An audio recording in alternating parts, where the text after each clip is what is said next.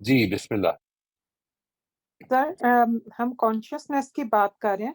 Last time भी जिस तरह मैंने आपसे एक छोटी सी आपने एक्सरसाइज बताई थी, तो ये कॉन्शियसनेस को कैसे लाएंगे? सबसे बड़ी बात तो ये मैंने भी जो है। आपको एक्सरसाइज बताई थी लास्ट टाइम, वो आप कर पाए? सर कर पाई, लेकिन ये है कि उस पे फोकस करना मुश्किल हो रहा था। वो जो जहन में क्वेश्चन ये आ रहा था कि ये कॉन्शियसनेस चीज क्या है। हाँ, ये बताइए, जब आप ये कहती हैं, actually this is the question that I wanted to ask you, when you say that I would like to become more conscious, what exactly do you mean by that? Sir, मेरे नजदीक ये है कि मैं अवेयर हूँ जो मैं कर रही हूँ। और मतलब मेरे अंदर उसकी एक इमेज होना चाहिए, जो भी मैं स्टेप ले रही हूँ या कर रही हूँ, तो वो एक पहले से क्रिएट हो जाए और उसके मुताबिक मैं करूँ, या जैसा मैं और जो चाहती कर हूँ रही वैसा। हैं हाँ, या जैसे जैसा मैं चाहती हैं वैसा करें, दैट्स वेरी वैसा करूँ। इंपॉर्टेंट। हाँ, हम्म। ये मतलब मेन शायद ये हम्म, है कि जैसा चाहती हूँ वैसा करूँ। बिल्कुल। और वो चाहत जो है, वो क्या चीज गवर्न करेगी? अ, यानी पहले इस कॉन्शियसनेस के लिए भी जरूरी है कि आप वो स्टैंडर्ड डिटरमिन कर लें, जिसमें मुझे पता चले कि असल में मुझे इस तरह करना चाहिए था और मैंने नहीं किया, और अब मैंने इसको हम्म, ठीक करना है। इंसान का जो बिहेवियर है ना जी, इंसान की जो हैबिट्स हैं, वो असल में हमने अपनी हैबिट्स खुद बनाई नहीं है, हमारी कंडीशनिंग हो गई हुई है बहुत सारी चीजों में। और वो कंडीशनिंग जो है, वो कुछ चीजों में बड़ी अच्छी है, कुछ चीजों में इतनी अच्छी शायद ना हो। तो जिस वक्त मैं ये रियलाइज कर लेता हूँ कि वो अच्छी नहीं है, तो कोई स्टैंडर्ड होता है ना, मैं किसी को देखता हूँ, मैं कहता हूँ ये तो बड़ा एडमायर करता हूँ, मैं समझता हूँ कि यार this is the way I should behave. तो कुछ अपने लिए विजन क्रिएट करना है हमें। ठीक है जी। आप मिसाल के तौर पर मुझे अगर एग्जैक्ट मिसाल दे सकें, तो देन ये ज्यादा आसानी से मैं एक्सप्लेन कर दूंगा कि ये मैं क्या कह रहा हूँ। आप लेट से मुझे अगर कोई मेरे साथ ऊंचे लहजे में बात करे, तो मैं भी रिटॉर्ट कर देता हूँ। सर मैंने बिल्कुल ये आ रही थी मेरे जहन में कि वो कुरान में जो हजरत लुकमान की अपने बेटे को नसीहत थी कि ऊंची आवाज में बात ना करो। ऊंचा जो है वो हम्म। हम्म। गधे की आवाज होती है। तो सर हम लोगों को तो मतलब एक बच्चों को जब भी कुछ कहना या किसी से अपनी बात मनवानी हो, तो हम तो बोलते ही ऊंचे हैं, जो कि सबसे ज्यादा नापसंदीदा है। तो मतलब अब ये बिल्कुल। एक चीज पता है कि ये गलत है, लेकिन उसको कॉन्शियसनेस में भी है कि ये गलत है, लेकिन उस पे अमल करना या वो करना, फिर वो समझ नहीं आती कि कैसे करो। बेशक आप इमेजिनेशन में इसकी प्रैक्टिस भी करो। नहीं। मतलब कुछ अरसे से मैं एक हम्म। फ्रेज को कर रही जी थी, जी। जिस तरह I am a peaceful soul, उसको। और मैं राइट। अपने आप को पीस राइट। में महसूस करती थी कि मतलब मैं बिल्कुल अपना। लेकिन वो जब प्रैक्टिकली सिचुएशन आती है, तो मैं उस पे एज अ पीसफुल अपने आप को नहीं पाती कि मैं हूँ। मतलब राइट। उसे राइट। इमेजिनेशन में भी लेके जाती हूँ, सब कुछ करती उसमें हूँ। थोड़ा टाइम लगेगा जी, उसमें थोड़ा सा टाइम लगेगा, लेकिन मैं आपको बताऊं, ये जो है ना, एफर्मेटिव स्टाइल जो है, ये अच्छे हैं, but they can be very effective, but first we need to see कि what is it that is lacking in that peacefulness. ठीक है जी। हम्म, आपने अच्छी बात की है कॉन्शियस होने की, जो है ऐसे ही मैं ये सोच रहा था कि पहले तो इसको हम क्लियरली समझ लें कि मैं कोई जवाब जो दूं, वो ऐसा ना हो कि वो कुछ और ही दे दूं। तो this is a good example. And I think अगर आप इसको लेना शुरू कर देते हैं और ये फैसला कर लेते हैं कि आइडियली मुझे क्या करना चाहिए, ठीक है, यानी when somebody speaks to me loudly और डजंट, आपने again one one of the things that you said is कि बच्चों को समझाने के लिए हम ऊंचे हो ही जाते हैं, और फिर जब बच्चे ऊंचे होते हैं, तो हम उनसे कहते हैं ये तुमने बदतमीजी किससे सीखी है? ठीक है ना जी? बिल्कुल। यानी ऊंचा बोलने की। तो ये ये होता है, दिस इज समथिंग, इसलिए क्योंकि हमने वही, जो मैंने लास्ट टाइम आपसे बात अर्ज की थी, कि टीचिंग और पेरेंटिंग, ये दो इंस्टीट्यूशंस फ्यूचर बना रहे हैं, लेकिन इन दो की कोई ट्रेनिंग नहीं है, कोई भी नहीं है, बिल्कुल ही ऑलमोस्ट नापैद। ठीक है जी, स्पेशली मैं अपनी सोसाइटी की बात कर रहा हूँ।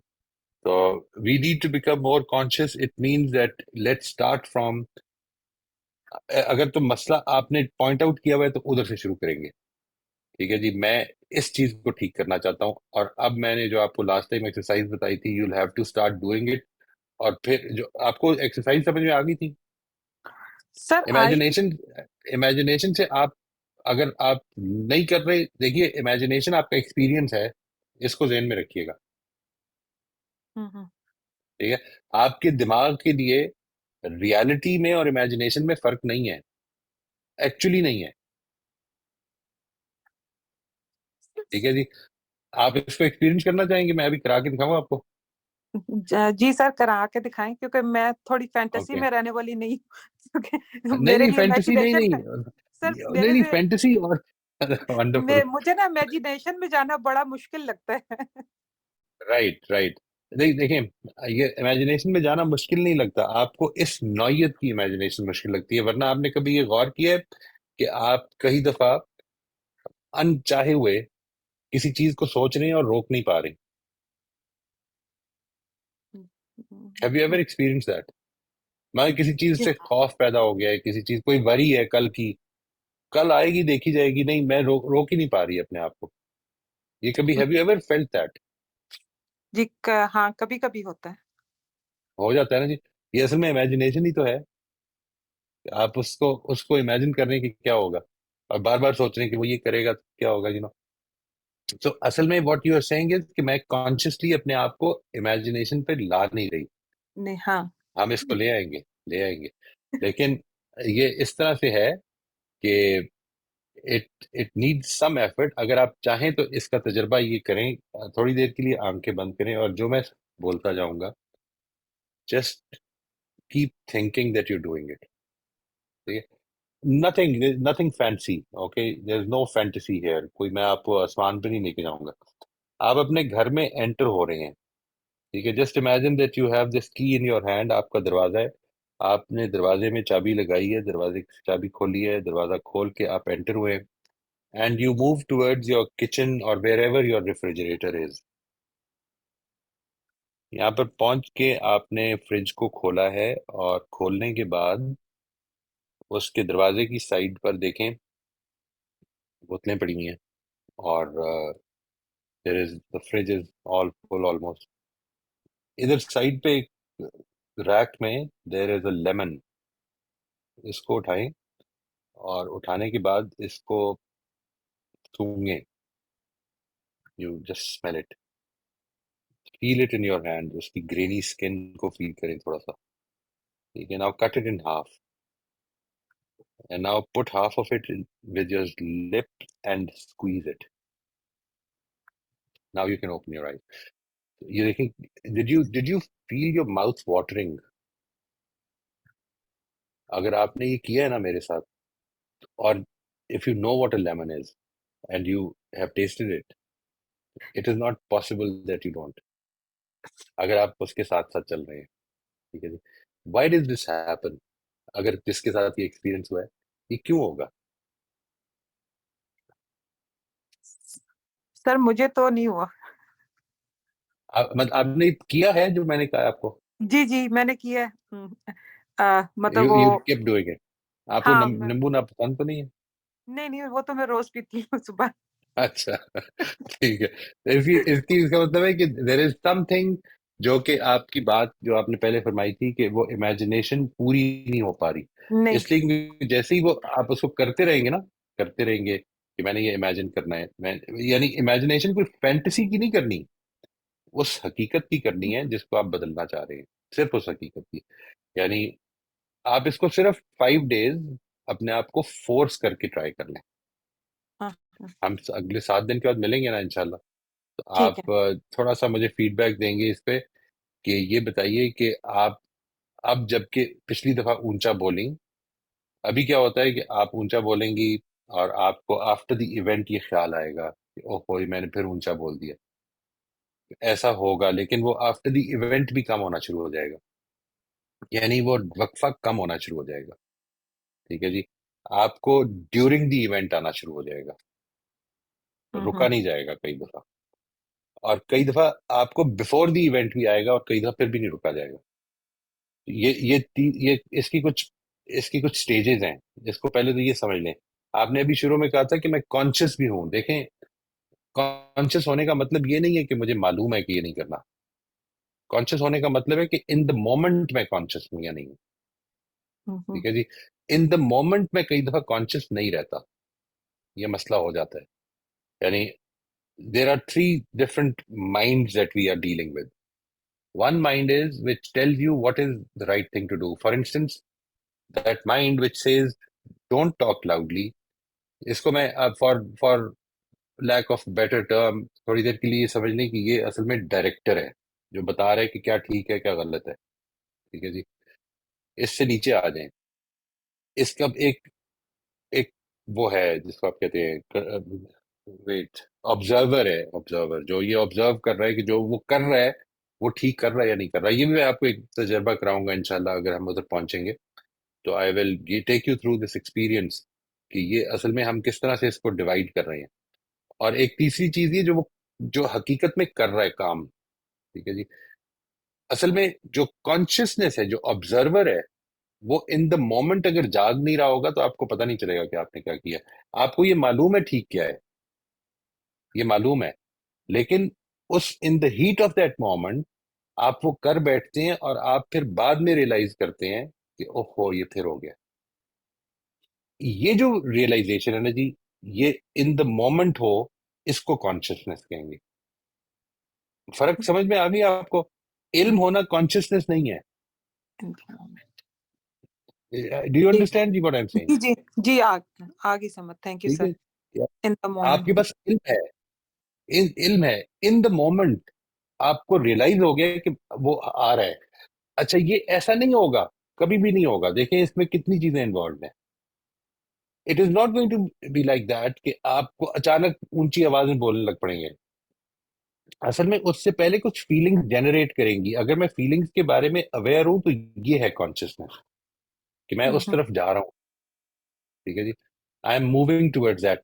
मेरी वैल्यू सिस्टम, मेरा प्रिंसिपल ये चाहता है कि मैं यहाँ पर अपने आप को रोक लूं।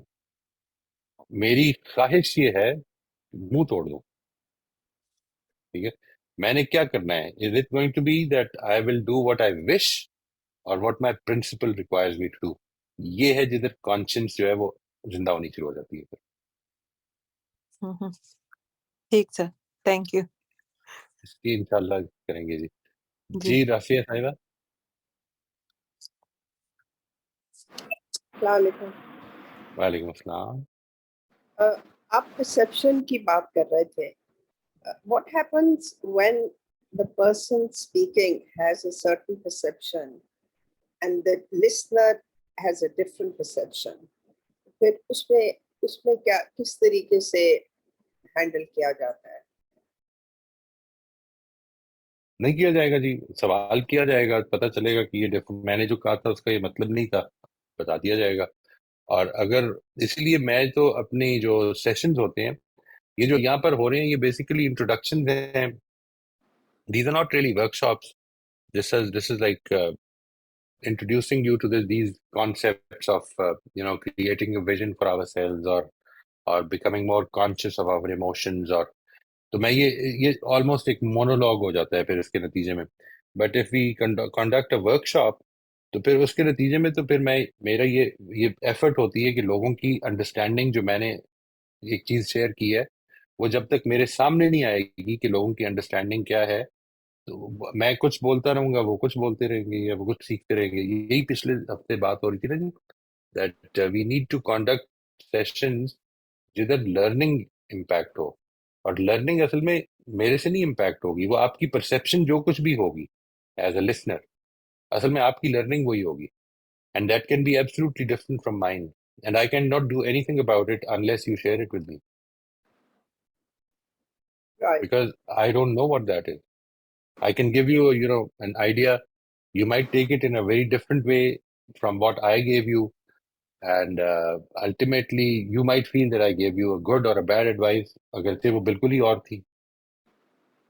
But once you tell me that this is what I feel, one of the things that I am very strong proponent of is that when things get heated up, before responding, before responding to others, you should actually tell them that this is what I understand.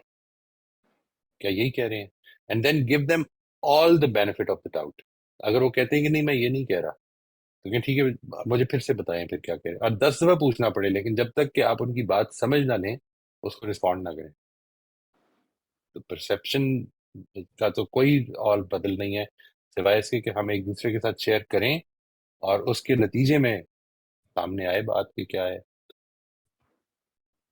एक session में आपने बहुत जिक्र किया था about education में compliant, we are all compliant. तो मुझे कंप्लायंट की समझ नहीं आई, that's why my perception of what you were trying to say and what you were saying is totally confused me.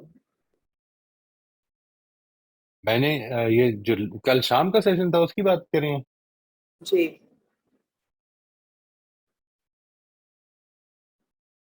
हम अपने बच्चों को, लेट्स से,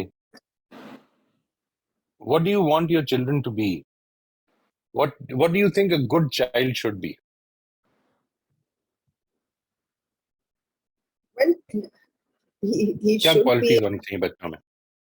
बच्चों में he क्या should, क्वालिटीज होनी चाहिए? he should be confident to be able to make decisions after a certain age. But till a certain age, especially if he's studying, I think compliance does come in because he has to be compliant to be able to understand what he is being taught. तो वो जरा से मैं confuse हो गई थी कि because I know that your view of education is that we make children compliant and they're not learning. इसलिए this is totally confused me. Maybe we can discuss it sometimes. Okay, most welcome जी। मेरा व्यू ये नहीं है जी compliance में आदमी सीख नहीं सकता। मेरा व्यू ये है कि कंप्लायंस के नतीजे में आदमी की जात खत्म हो जाती है। आप एक दफा बच्चे को या किसी बड़े को कंप्लायंट बना दें तो फिर असल में उसकी स्पिरिट जिंदगी की यही होती है कि not to reason why but to do and die, and he is responsible. Compliant का मतलब ये है कि जो आप कहेंगे मैं वो कर दूंगा। अच्छा, ये आपने बड़ी अच्छी बात की, that you want people to have develop the ability to take decisions at a certain age. That's a very wonderful condition. This can not happen if you don't allow them to take decisions in their life.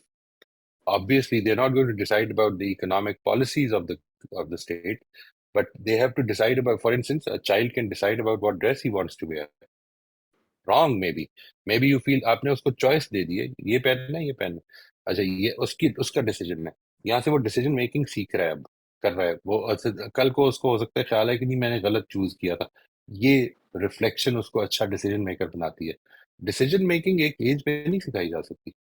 यानी अगर सिखाई जाएगी तो फिर वो अपने फैसले करने शुरू करेगा, और फिर वही जो प्रोसेस उसका बचपन में होना था वही फिर से होगा।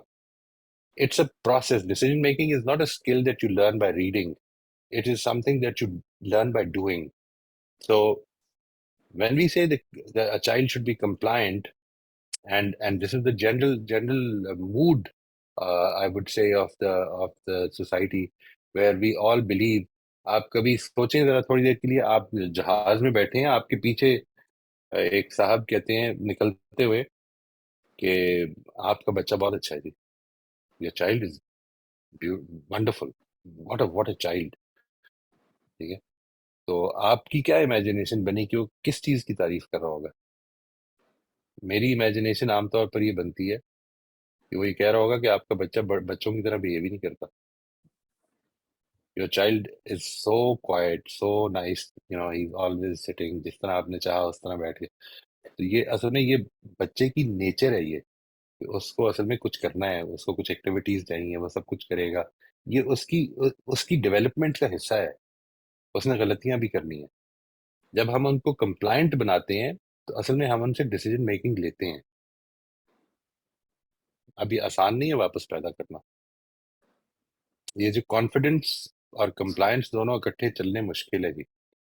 Decision making is not about taking the right decision all the time, it is about the ability and the confidence to take decision and then to review them. No problem, कर लेंगे फिर से। But this does not mean, I am not saying, देखिए ये कुछ चीजें ऐसी होती हैं कि जिसके बारे में बड़ी अच्छी तरह से समझना चाहिए, दैट दे, इसके अंदर बड़ी एक्सेप्शंस भी होती हैं, गलतियां भी होती हैं, एक बिल्कुल कंप्लायंट माहौल में पढ़ने वाले आदमी को आगे लाइफ सिचुएशंस ऐसी पेश आ जाती हैं कि जिसके नतीजे में बिल्कुल इंडिपेंडेंट डिसीजन मेकर बन जाता है। कुछ नहीं किया जा सकता।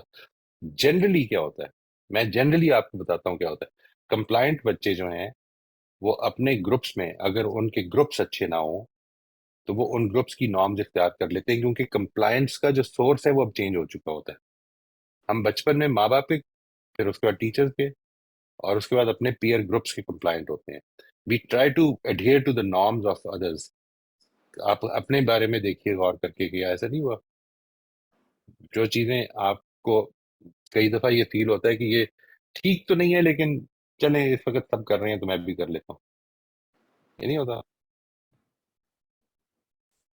नहीं, मगर मैंने एक ऐसे कंप्लायंस, बच्चे देखे हैं जो when they are grown up and are ready to go to university, जो बैठ के पेरेंट्स से आर्ग्यू करते हैं कि I want to be an engineer. Parent parent says no, I think you should do medicine. बच्चा says no, I will not do medicine. The other one says I want to go to technology. I want to do web designing. The parents say but वो क्या technology में क्या पढ़ा हुआ है? So they insist. By that time they have the right ideas in their mind. That's their passion, that web designing, technology, innovation, and they stick to it. So that's very good. that, मैं यही आपसे that, अर्ज कर रहा हूँ, यानी शुरू that से हमें तरबियत करनी चाहिए, तो बाज लोगों के अंदर बात नहीं पैदा हो जाएगी। वो फिर वैसे ही है। देखिए मैं आपसे अर्ज कर रहा हूँ, नेचर का अजीब तरीका है चलने का। आपने अगर अपनी जमीन में, अपनी एग्रीकल्चर लैंड में बहुत बेपरवाही की है, you did not put anything in their, आपने उसको उसकी सफाई नहीं की, कुछ नहीं किया, तो there is still a chance कि कोई बहुत ही कीमती पौधा होगा। नेचर है ना, वो उगा देती है ऐसी चीजें। इसके बारे में आप इसको प्लानिंग नहीं कह सकते, इसके नतीजे में हो जाती हैं कुछ चीजें, अच्छी भी निकल आती हैं। अच्छा, इसी तरह से आपने अपनी जमीन की बहुत ख्याल किया है, फिर भी उसमें वीड्स आ जाती है। लेकिन इसका मतलब ये नहीं कि हमें ख्याल नहीं करना चाहिए, या उस अनोखे पौधे का इंतजार करना चाहिए। हमें अपनी जिम्मेदारी पूरी करनी है। हमें ये समझना है कि कुछ क्वालिटीज हैं जिनको हम एस्पायर करते हैं।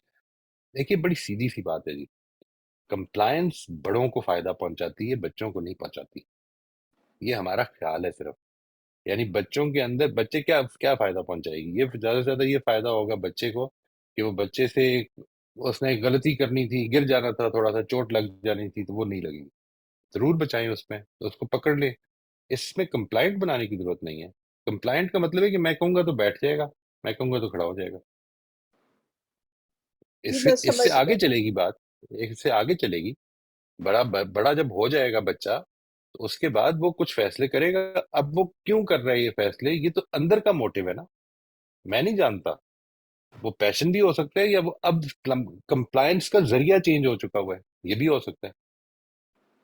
यानी देखिए, मैंने अभी आपसे क्या कहा, सबसे पहले बच्चा कंप्लायंट होता है पेरेंट्स का, अगर हम उसको कंप्लायंट बच्चा बनाएंगे। सेकंड स्टेज पे एक टाइम आएगा आपके बच्चे का, क्लास 1 2 3 में खास तौर पे, आप सब पेरेंट्स अगर हैं तो वो बता सकते हैं ये कि क्या नहीं आया, कि वो अपने पेरेंट्स से ज्यादा अपने टीचर की बात को प्रेफर करता है। वहां पे वो कंप्लायंट होता है टीचर का। नंबर 3 स्टेज पे उसकी जो कंप्लायंस है वो चेंज होती है, और वो अपने पियर्स की तरफ चली जाती है। अगर मेरे मेरे क्लास फेलो स्मोक करते हैं, I want to belong to them, I start smoking, I have to comply with their norms. ये compliance is not a very good thing for the individual, but it makes him very easy to handle. जी I क्या understand. वजह है, क्या rule है जी, जो army का rule है। मतलब मैं तो जब कुरान मजीद पढ़ता हूँ, वेरी ऑनेस्टली, मैं बड़ी दयानतदारी से आपसे कह रहा हूँ, जब मैं कुरान पढ़ता हूँ और मुझे वो सारी चीजें सामने आती हैं कि जब वो कहेंगे आखिरत में, लोग कहेंगे कि ये इनकी वजह से, ये हमारे जो लीडर्स थे, हम इनकी वजह से गुमराह हुए हैं, इनको सजा दे, हम तो इनकी वजह से गुमराह हुए हैं। अल्लाह ताला कहेगा यू आर रिस्पॉन्सिबल, कर लें कंप्लाई जितना मर्जी करना है। यानी but not to reason why, but to do and die, this can work very well for the world. The thing is that if I have done something wrong on the command of my general, I've had it, मैं कैसे बचूंगा? ये problem है। बच्चों को उनकी conscience को जिंदा करना है, उनको ये हमें बताना है कि आपने अपने फैसले करने हैं। मैं जो चीज कह रहा हूँ वो ये नहीं कह रहा हूँ जी कि इसमें सब गड़बड़ हो गई है। I was not even I did not even have your grandson in mind. Sorry, I really disturbed you. मैं इसलिए कह रहा हूँ ये जो इस तरह के इश्यूज है इस पर मेरा ख्याल है अवॉइड करना चाहिए। नहीं, it's not a question of I'm minding it. It's just that I generally know that your views on education is ji grades कहते हैं, and it's all about compliance. So that is what it confused me, because I've had a very different experience with my grandsons, and the perception I've had is that they've always stood up and said कि नहीं, मैं engineer बनना है, मैंने civil engineering करनी है, आप जो मर्जी कहें, this is my passion. So मेरी that's उनके the मामले में reason. मेरी बात गलत है तो हाँ, मैं बिल्कुल गलत निकला उसके मामले में। It's okay. मैं तो It's इसमें आपको बता रहा हूँ जो जो जो प्रिंसिपल्स ऑफ साइकोलॉजी कह रहे हैं, ये नहीं बता रहा हूँ कि यहाँ पर देखिए प्रिंसिपल्स ऑफ साइकोलॉजी का मतलब ये नहीं होता कि इससे कोई एक्सेप्शन नहीं होंगी। इंसान वही जो अभी आपने बात की है, ये सारी गुफ्तगू करने के बाद वो उसी बात पे आते हैं। असल में इंसान ने इंटरनलाइज वो करना है जो उसने परसीव करना है। प्रॉब्लम ये है, आप यहाँ पे कंप्लायंट माहौल बना दे, एक आदमी कंप्लायंस का माहौल से दो किस्म के लोग निकलते हैं, एक कंप्लायंट निकलते हैं, एक रिटेलिएटरी निकलते हैं। अभी हम बात करे थे ना कॉन्शियस बिहेवियर की या कॉन्शियसनेस की, तो बहुत सारी सिचुएशंस ऐसी होती हैं जो प्रिडिक्टेबल होती है मेरे हिसाब से, बिहेवियर्स एंड सिचुएशंस। मेरा ख्याल है कि उनमें I am able to do better, I am able to deal with things better, लेकिन बहुत सारी अनफोर्सीन सिचुएशंस भी होती हैं, बिहेवियर्स भी होते हैं, और अचानक आप पे वो जाहिर है वो आती है सिचुएशन। आपके कुछ गाइडिंग प्रिंसिपल्स होते हैं लाइफ में, उस वक्त मेरा ख्याल है उनकी हेल्प, मेरा ख्याल है कि उनकी ही हेल्प ले सकते हैं, बट वहां पे नहीं हमेशा हो सकता मेरे से। तो बस क्या क्या उस वक्त होना चाहिए, unforeseen unforeseen. Totally totally unforeseen होता है जी। देखिए देयर इज अ डिफरेंस। यानी एक ये है कि you were taken by surprise, ठीक है, you were suddenly in a situation where you sort of got unconscious कि मुझे क्या करना चाहिए। एक सिचुएशन ये है। एक सिचुएशन ये है कि you were in a situation where you became, मिसाल के तौर पर एज अ स्मोकर, सिगरेट लगाते हुए एक आदमी कॉन्शियस है कि ये गलत है, मैं रोक नहीं पा रहा। एक सिचुएशन ये है, और एक सिचुएशन ये है कि सोचा ही नहीं, ख्याल नहीं आया कि करना नहीं चाहिए था, कर बैठा हूं। ये दोनों डिफरेंट नौयत की चीजें हैं। एक है कि किसी ने अचानक मुझे ऐसा झटका दे दिया या सरप्राइज कर दिया कि मैं वो कर नहीं सका जो मेरा प्रिंसिपल तकाजा कर रहा था। और एक ये कि मेरा प्रिंसिपल मुझे याद था, लेकिन मैं किसी फेयर की वजह से, किसी प्रॉब्लम की वजह से, वो हम बाद में बात कर लेंगे। इन दोनों में से आप किस चीज को ज्यादा सही समझ रही हैं कि ये सिचुएशन होती है? सर मेरे साथ तो दोनों ही होती हैं, क्योंकि जो दोनों ही आपने हो जाती है। सेकंड बात की कि वो होती है ना, वीक मोमेंट्स आते हैं मेरे साथ, राइट होते राइट राइट, बिल्कुल ऐसे बिल्कुल। मोमेंट जब मैं नहीं कर पाती। वो तो हो गया ना कि वीक मोमेंट है। और कभी कभी राइट वो भी है कि I am taken by surprise, unexpected चीजें हो रही होती हैं, और एकदम से उस वक्त समझ नहीं आ रहा होता, और बाद में मुझे समझ आता है कि I could have done this, I could have said this, ये होता है, बट राइट वो तो फिर बाद की राइट, बात है। तो बिल्कुल। नेक्स्ट टाइम के लिए शायद आप बेटर प्रिपेयर्ड होते हैं, लेकिन हर वक्त हम्म, जिंदगी में इस तरह की मेरे साथ हो रही होती हैं चीजें, जैसे मैंने कहा। बहुत अच्छा है दोनों जी, क्या खूबसूरत मिसाल दी आपने। जी प्लीज फरमाइए, प्लीज प्लीज गो अहेड। यही कह रहा था। Thank you sir. अब मैं आपकी बात देखिए पर विचार जी, करी। जो है ना जी, ये बात के आपको सरप्राइजिंग मोमेंट आ गया जिसके नतीजे में after the event you became conscious of what you could have or should have done. This is a wonderful learning moment कि जिसमें कि इंसान ये कहे कि आइंदा मुझे इसके लिए भी तैयार होना है। देखिए, यही वो जर्नी का एस्पेक्ट है, जिंदगी के जर्नी का एस्पेक्ट ये है कि अल्लाह ताला आपको इन रास्तों पर लेके जा रहा है कि जिसमें से हमारी प्योरिफिकेशन के इंतजामात हो रहे हैं, वो अपॉर्चुनिटीज मिल रही हैं। ये जो हमारे फेलियर्स हैं, ये जो हमारे अंदर एक फीलिंग ऑफ रिग्रेट या फीलिंग ऑफ गिल्ट पैदा होती है, ये खुदा की बड़ी इनायत है कि वो कॉन्शियस को उसने जिंदा रखा हुआ है। ठीक है जी।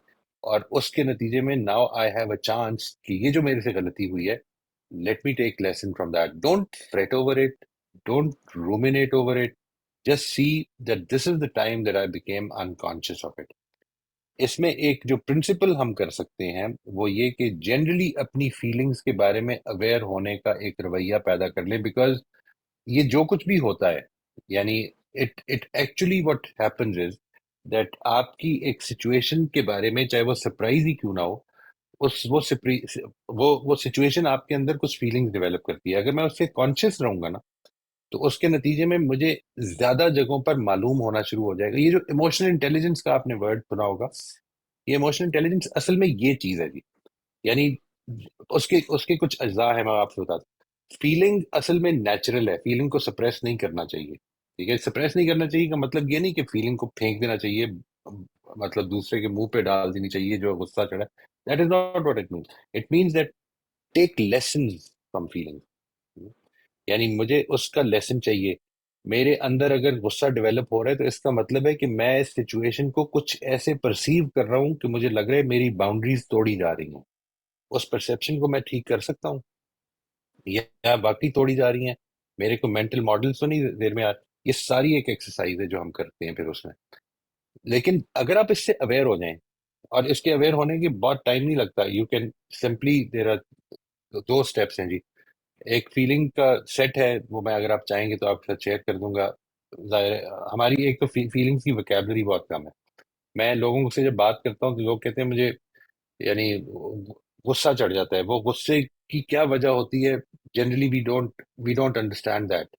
ठीक है जी। समटाइम्स आपको पता है, हमें हमारे अंदर गुस्सा सिर्फ हर्ट से चढ़ जाता है।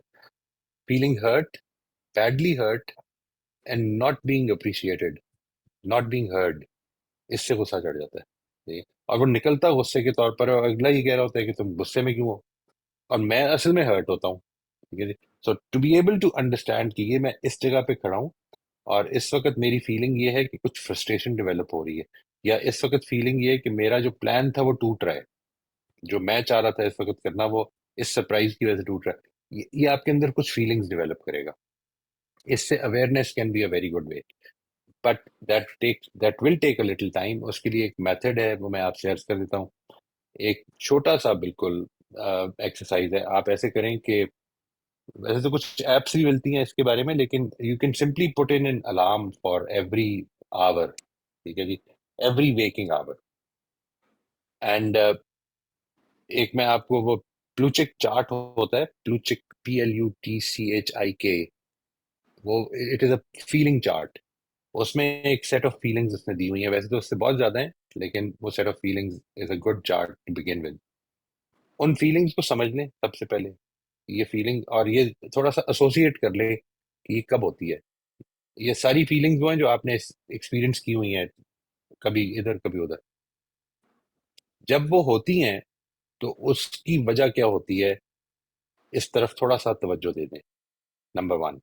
नंबर टू, उन फीलिंग्स की वोकैबुलरी क्रिएट कर लें। मसलन आइंदा आपको फ्रस्ट्रेशन, इरिटेशन, एंगर, इन सब चीज़ों में डिफरेंस बड़ा क्लियरली, यानी बोलने में भी याद रहे, कॉन्शियस हो जाए इसके बारे में कि ये इरिटेशन है, ये असल में गुस्सा नहीं है, ये फ्रस्ट्रेशन है, ये basically I am trying very hard and it's not working. Once you do this, then वो जो अलार्म मैं कह रहा हूँ लगा के every waking hour, just sign in to yourself अपने, ये 1 मिनट लगेगा हार्डली, और आपने ये डिटरमिन करना है कि इस वक्त मेरी फीलिंग क्या है। ठीक है जी। Just become more conscious of your feelings. Your feelings are tremendous natural messages, extremely important natural messages. I am not I am not talking mythically, यानी असल में ये मतलब नहीं है इसका कि ये कोई कोई मुतसव्विफाना बात होगी, नहीं, ऐसा नहीं, बल्कि ये है कि मैं किस तरह दुनिया को देख रहा हूँ, असल में मेरी फीलिंग्स उससे बनती हैं। यानी कुछ है मेरी परसेप्शन है, मैंने किसी चीज से मैं डिस्टर्ब हुआ हूँ तो मैं डिस्टर्ब फीलिंग है मेरी, मैं किसी चीज से फ्रस्ट्रेटेड हुआ हूँ तो फ्रस्ट्रेटेड फीलिंग है। फ्रस्ट्रेशन क्यों हो रही है मुझे? क्या मैं ये समझता हूँ कि मेरी एफर्ट का नतीजा नहीं निकल रहा? इस पूरी कंस्ट्रक्शन में कि मेरी एफर्ट का नतीजा नहीं निकल रहा, क्या अल्लाह ताला एक्टिव है? नतीजा निकालने वाला मैं हूं या अल्लाह ताला है? ये देखें, ये जैसे ही आप इस कंस्ट्रक्शन को रीएक्टिवेट करेंगे, वो जो कहा है ना कुरान मजीद ने कि गलती हो जाती है और फिर अल्लाह याद आ जाता है और फिर दिल को इत्मीनान मिलता है कि नहीं, फैसला करने वाला तो वो है, जब वो करेगा तो हो जाएगा। वो फ्रस्ट्रेशन एकदम आपकी fizzle down होने लग पड़ेगी। But this means that first of all we need to be aware of our feeling, we need to check in with our self. ये है वो पहली बात थी। इस पहली बात का भी वो लॉन्ग टर्म जो मसला है कि इसको हम as an ability, as a skill develop करें। ये इमोशनल इंटेलिजेंस का सिर्फ मैंने अभी आपको ये हिस्सा बताया, इसको कहते हैं इमोशनल लिटरेसी। ठीक है जी, इसको अप्लाई करेंगे इंशाल्लाह। एंड जस्ट रिमाइंड मी, अगर अगर मैं मिस कर जाऊं जी, you can send me a message, just send me a message कि प्लूचिक चार्ट भेज दूं, मैं आपको वो कहीं से ढूंढ के भेज दूंगा जी इंशाल्लाह। अलार्म लगा लें, अलार्म लगा के every top of the hour जब अलार्म बोले, check in with yourself, इस वक्त मेरी फीलिंग क्या है, और थोड़ा सा एक दो चीजों में अपने दिल में सोच लें कि क्यों है। दूसरा जो पॉइंट है कि जिसमें मैं कॉन्शियस हो जाता हूँ और वीकनेस हो जाती है, ये ये एक एक बड़ी इंपॉर्टेंट चीज है, और ये this is a misunderstood point. इसको असल में लोग कहते हैं कि विल पावर की कमी है, मेरे ख्याल में ऐसा नहीं है। ये बेसिकली एक सेल्फ प्रोटेक्टिव बिहेवियर है हमारा। यानी मैं जिस वक्त पता भी हो कि स्मोकिंग गलत है, और अ, एक आदमी स्मोक कर रहा होता है, तो असल में वो कुछ प्रोटेक्ट कर रहा होता है। ये उसके पीछे कुछ उसके बिलीफ्स हैं। यानी ये जो पूरी फील्ड ऑफ साइकोलॉजी है ना जी, इसमें जो ये कंस्ट्रक्टिविस्ट साइकोलॉजी है, मैं चूंकि इसको basically constructivist, I don't agree with everything about it, but generally I believe that this is, वो बेसिकली क्या कह रही है, मेरे मेरे कुछ मेंटल मॉडल्स हैं, कुछ मेरी हेल्ड अजम्पशंस हैं, वो अजम्पशंस कहें उनको या बिलीफ्स कहें, वो मुझे असल में मुझे मालूम नहीं है क्यों है। ये ऐसे ही है जिस तरह से मैंने ये ऐनक लगाई हुई है, और इसके अगर आगे फॉग आ जाए तो मेरा धुंधलाहट जो है, अगर मैं कॉन्शियस ना हूं कि मेरी ये ऐनक पे है, तो मुझे लगेगा कि धुंध फैली हुई है। ठीक है जी। तो this is something we we work on, इसको हम करते हैं जी। ये राफिया उसमें शामिल रही हैं भी, अभी भी हैं, चल रहा है हमारा सेशन, जिसको हम कहते हैं इम्यूनिटी टू चेंज। हमारा एक इम्यून सिस्टम है। एक चीज मिसाल के तौर पर, आप किसी को ना करना चाह रहे हैं और कर नहीं पा रहे, there is something that you are protecting, self protection है ये। यानी ये मसला यूं नहीं है कि ये कोई गलत चीज है, इंसान नेचुरली सेल्फ प्रोटेक्टिव है। अल्लाह ताला ने उसको जो खूबसूरत दुनिया में भेजा है, वो चाहता है कि अब बेसिकली क्या हो रहा है, एक वो सेल्फ प्रोटेक्शन होती है जो हम शेर से करते हैं जिसमें हमारी जान को खतरा होता है, और एक वो होती है जो हमारी साइकोलॉजी को खतरा होता है। इस एक्सरसाइज के नतीजे में, इम्यूनिटी टू चेंज की एक्सरसाइज के नतीजे में, वी कैन अंडरस्टैंड कि हम वो क्यों नहीं कर पा रहे होते, number one. And number two, we can overcome that. ये इसके दो स्टेप्स होते हैं। To be able to understand, मैं वो बड़ी स्पेसिफिक होती है। लेट्स से अगर आप लोग यहाँ पे, there about 8 people, I think these are the people we have in this these sessions going on ITC. Rafia को ज्यादा मालूम होगा। ये जो आईटीसी के सेशन में हम करते ही हैं कि आपका स्पेसिफिक गोल लेंगे। वो गोल हम इस तरह तय करते हैं कि आप एक ऐसी चीज बताएं कि जो आप जानते हैं कि आपको लानी चाहिए अपनी जिंदगी में, चेंज नहीं ला पा रहे। मिसाल के तौर पर, I would like to be a more empathic listener, I would like to be a more attentive father और अ ब्रदर, और और you know anything I would. एक चीज ये भी किसी ने कहा था हमारे सेशन में, एक साहब ने ये भी कहा था कि मैं अपने गुस्से पे कंट्रोल करना चाहता हूँ, आई आई लूज माई टेम्पर। अच्छा, गुस्सा पता है, मुझे पता है कि चल रहा है, मैं कंट्रोल नहीं करता। तो ये वो चीज है। मैं इसको दो तीन तरह से करवाने की कोशिश करता हूँ, लेकिन ITC is probably my preferred method ultimately, कि जिसमें आप ये समझ लें कि ये क्यों हो रहा है। सबसे पहली स्टेज ये कि ये समझ लें कि ये क्यों हो रहा है, आप क्या चीज प्रोटेक्ट कर रहे हैं। और नंबर 2, आप उसको अब ओवरकम करने के लिए साइंटिफिक तरीके पे, साइंटिफिक मेथड पे एक्सपेरिमेंट्स करते हैं जिंदगी के बारे साथ, अपनी जिंदगी के साथ। मैंने ये करके देखना है, and just as a data, and as you start getting data, तो आपके वो जो बिलीफ्स हैं डीप रूटेड, वो जो लेंस था जिसके जरिए से आप जिंदगी को देख रहे थे, वो चेंज होना शुरू हो जाता है। ये है जी इसका इसका बुनियादी तारुफ। लेकिन दायरा आप की जो, अगर मुझे स्पेसिफिकली बताएंगे, ये तो मैंने जो बताया आपको about emotions and emotions awareness of emotions, I think this can be a very good method, but it will take a little time to develop. अगर स्पेसिफिकली ये मसला है जिस तरह से पिछली दफा नौशाबा ने फरमाया था, तो उसको उस मेथड से ट्राई करके देखिए, यानी you will start getting ready for it the next time, and this is what we should aspire for.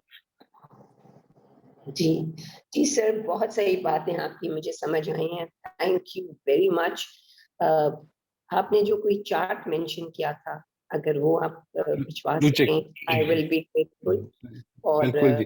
What I बहुत कैन डू सारी इज, मैं इस ग्रुप में हैं आप, हाँ ये जो जी, है हमारा AMIC, मैं कोशिश करूंगा हाँ इसमें शेयर कर दूंगा जी इंशाल्लाह। बट जी इफ आई जी डोंट, सिद्दीका आपसे भी रिक्वेस्ट है कि जी, मैं भी प्लीज कर रिमाइंड दूंगी करा आपको दीजिएगा। रिमाइंड, मैं भी कर थैंक यू दूंगी सो जी, मच। जरूर कर दूंगी। थैंक और सर, बहुत सारी बातें आप जो बताते हैं ना, वो मुझे मतलब मैं पॉन्डर करती हूँ ना जब उन पे, फिर ज्यादा समझ आती हैं। और प्लीज, ये वैसे मैं ऑन द साइड कह रही हूँ कि वो जो अब बीच में आपने बात की, नो ना कर सकना, ये प्लीज किसी वक्त जरूर समझाएगा। मैंने पूरी एक किताब पढ़ी है, don't say yes when you want to say no, लेकिन मैं नहीं कर सकी इसको, कि हर वक्त मैं नहीं जा रही होती वो उस वक्त यस कहना, बट ये नो कर सकती। ये प्लीज किसी बिल्कुल वक्त ठीक है जी। जब आपके पास आई, टाइम हो थोड़ा सा बताइएगा। Right right. Thank you. लेकिन इसमें वही बात है जी, मैं ये अर्ज करूं आपसे कि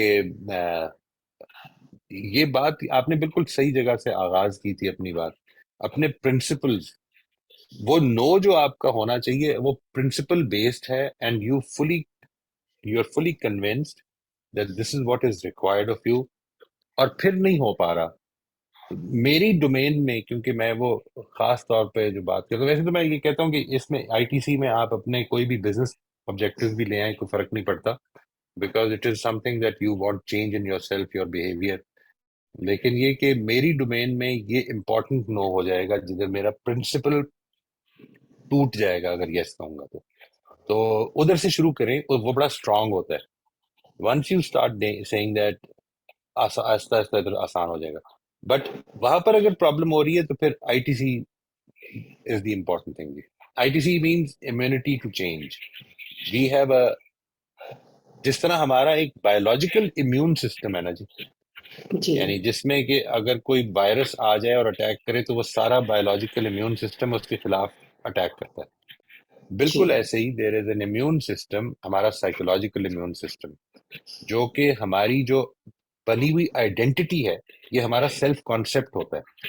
अगर वो कहीं पे चैलेंज हो जाए, मिसाल के तौर पर आपके नो कहने में अगर आपका जो सेल्फ कॉन्सेप्ट है वो चैलेंज हो जाए, तो फिर आप नो नहीं कह पाएंगे। ये वैसे ही प्रोटेक्ट करेगा आपको जैसे आपका बायोलॉजिकल इम्यून सिस्टम प्रोटेक्ट कर रहा है। अब ये देखिए क्या हुआ, मैं ग्रो करना चाहता हूँ, हार्ट ट्रांसप्लांट हो गया मेरा, ये जो मेरा बायोलॉजिकल इम्यून सिस्टम है ये उसको भी जीने नहीं देगा, मुझे उसको बंद करना पड़ेगा, उस इम्यून सिस्टम को। ये मालूम है ना आपको, यानी जब भी कोई ट्रांसप्लांट होता है तो सबसे पहले आपकी इम्यूनिटी को खत्म किया जाता है, वरना वो इम्यून सिस्टम जो है वो उस नए ऑर्गन को खत्म कर देगा। वो एक अच्छा, एलियन बॉडी है ना, हाँ जी फॉरेन बॉडी है। इसी तरह से आप एक नया बिहेवियर अडॉप्ट करना चाहते हैं, तो आपका जो साइकोलॉजिकल इम्यून सिस्टम है वो उसको खत्म कर देगा, बिल्कुल खत्म कर देगा। आपको जी उस इम्यून सिस्टम को समझना, उसको न्यूट्रलाइज करना, और फिर एक नए सिरे से डेवलप करना है। ठीक ये है वो एक्सरसाइज जो हम करते हैं जी इसमें। एंड इट्स अ वेरी ठीक। इंटरेस्टिंग एक्सरसाइज, जिन लोगों ने की है अच्छा, ये, आप राफिया से भी पूछिएगा इंशाल्लाह। I think everybody felt very enlightened कि अच्छा हम इस तरह सोचते हैं। जी तो जी इंशाल्लाह। सर थैंक यू इसमें सो आप ठीक है मच सर। फीलिंग्स की आई एम बात सॉरी की जी। है। सर आपने फीलिंग्स की बात की है, तो कि अपनी फीलिंग्स को आप देखें कि आपकी फीलिंग्स क्या हैं। तो सर कई दफा मतलब अभी रिसेंटली मेरा कुछ एक्सपीरियंस ऐसा हुआ था कि मेरी जो फीलिंग्स थी वो मुझे काफी अरसे बाद डायग्नोस हुई थी कि मेरी ये फीलिंग हो क्यों रही है। मतलब वो ये मैं जब फीलिंग का वर्ड यूज करूं तो मेरी मुराद इमोशन है जी। जी इमोशन से ही, यानी मतलब क्यों मुझे एंगर इमोशन की आ रहा बात। है या फ्रस्ट्रेशन है, ओके या जो आपने ओके। वर्ड्स बोले थे तो सर उसमें भी मतलब वो उसकी फीलिंग को भी हर्ट की फीलिंग है तो मुझे इस वजह से एंगर है, या मैं इग्नोर हो रही हूँ तो एंगर है। तो सर वो भी काफी टाइम, मतलब इसका मुझे रिसेंटली एक्सपीरियंस हुआ है, तो बड़ा टाइम लगा था मुझे अपनी फीलिंग्स को खुद भी समझने के लिए। जी जी। इसमें बेसिकली जी जो मैं ये जो जब कभी 1-to-1 सेशंस होते हैं उसमें जो बेसिक प्रॉब्लम होती है वो यही होती है कि उसमें जो लोग इसके लिए करते हैं कि उनको अवेयरनेस में हेल्प की जाए। ये हम्म जाहिर है कि अगर आप एक इशू है जैसे अभी आपने फरमाया और उसमें आपको प्रॉब्लम हो रही है and if you think that I can help you in developing that imagination जो कि आप चाहती हैं कि या मेरे ख्याल में कि बहुत से मसले को हल कर सकता है, तो हाँ उसमें आप मैं इस सेशन में बैठ के आपको वो इमेजिनेशन करवा नहीं सकता हूँ कि ज़ाहिर है देयर आर पीपल हियर। तो उसके लिए फिर ये जो है ना फीलिंग से अवेयरनेस कैसे की जाए, किस तरह अप्रोच की जाए, आप इस सिचुएशन को देख कैसे रही हैं। अगर आपको आई am not saying that I am one but अगर आपको कोई अच्छा कोच मिल जाएगा तो वो आपकी हेल्प कर देगा जल्दी करने में। हाँ सर आप ऐसे है मतलब 1-on-1 सेशन भी दे सकते हैं। जी जी करते हैं इंशाल्लाह करते हैं अच्छा बिल्कुल ठीक है, करते हैं। ठीक है, थैंक यू सर। राइट जी। आप सब लोगों को बहुत शुक्रिया जी। मैं ख्याल है अभी के लिए तो टाइम हो गया है। इंशाल्लाह मैं कोशिश करूंगा अभी नॉट बहुत ज़्यादा लेट नहीं करूंगा, इंशाल्लाह अभी भेज दूंगा जी ब्लू चेक चार्ट जो है। थैंक यू सो मच जी एवरीवन।